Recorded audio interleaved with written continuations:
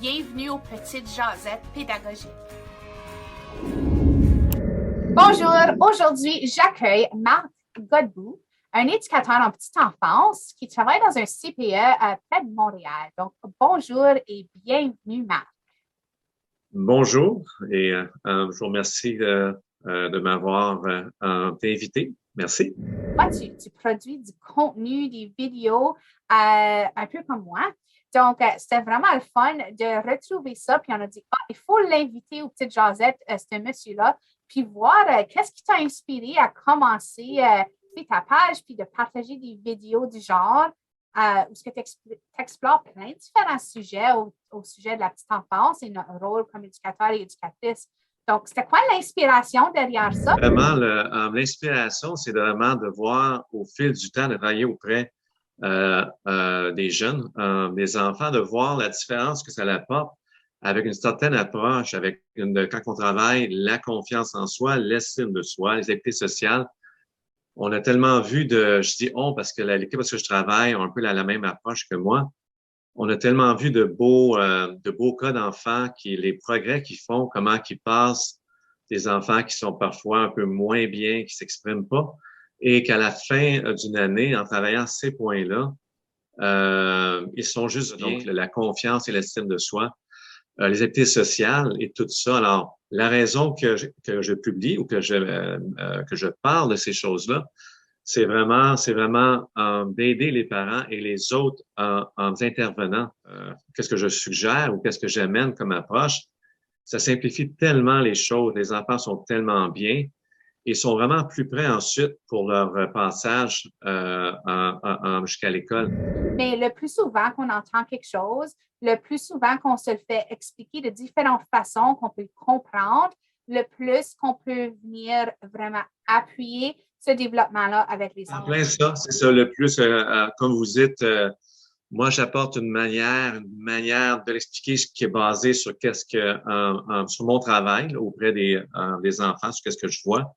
Et c'est, comme vous dites bien, le plus qu'on le partage, qu'on amène toute notre dissous, qu'on apporte tout notre bagage qu'on voit, le plus que justement qu'on peut avancer en tant en société, en tant qu'intervenant auprès des enfants et s'améliorer en fait. Donc, Moi, aujourd'hui, je veux me pencher un peu sur les styles d'éducateurs et d'éducatrices. Parce que autant que oui, on a des styles parentaux, mais on a aussi un style qui nous appartient à nous comme éducateurs, comme éducatrices, on a des choses qu'on met en priorité, des choses qui sont très importantes ou des choses qu'on met plus d'emphase sur que d'autres à cause de notre personnalité, à cause de plein d'autres raisons. Mais essentiellement, on développe un style.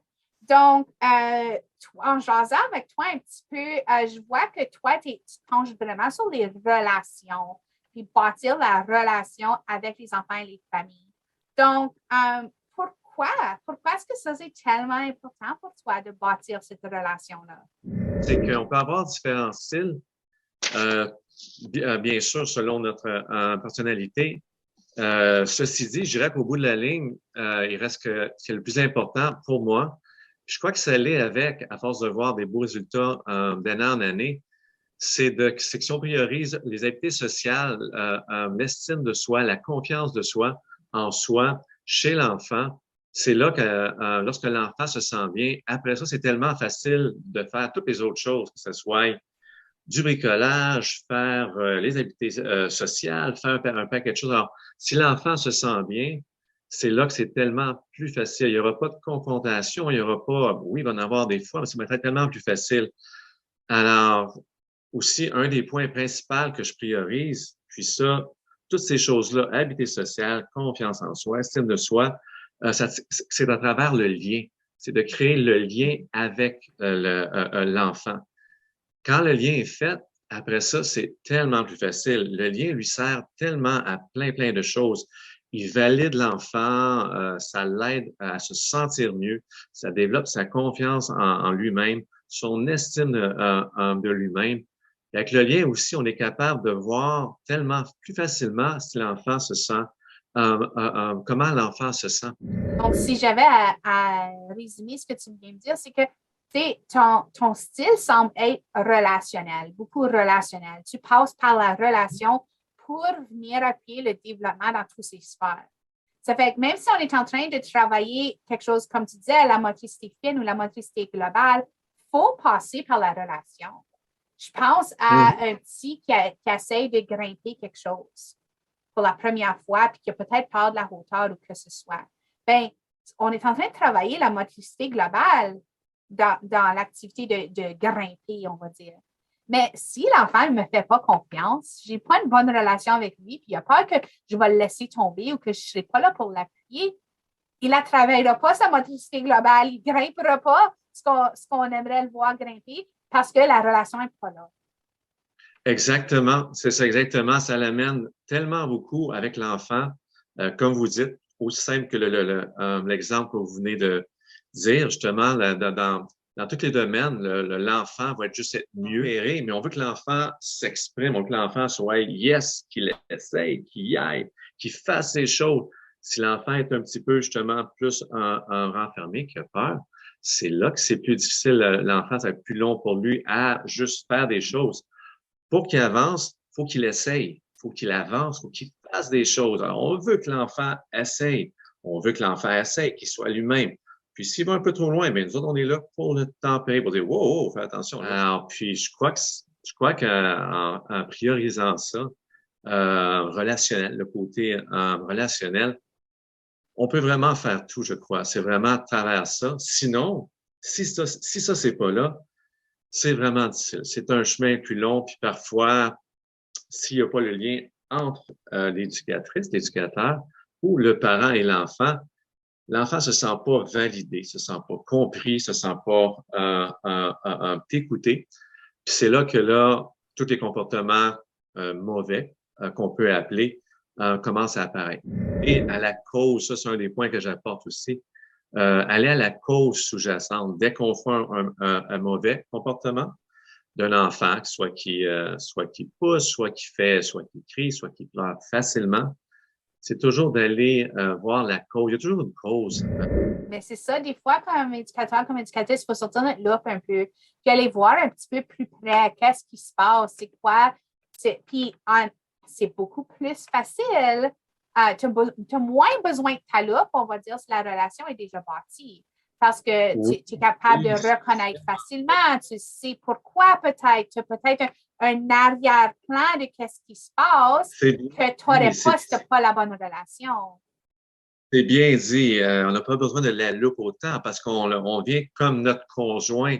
On sait notre conjoint, ou notre meilleur ami. On sait si la personne se sent pas bien. Juste aller voir son visage quand il arrive du travail ou qu'on le croise.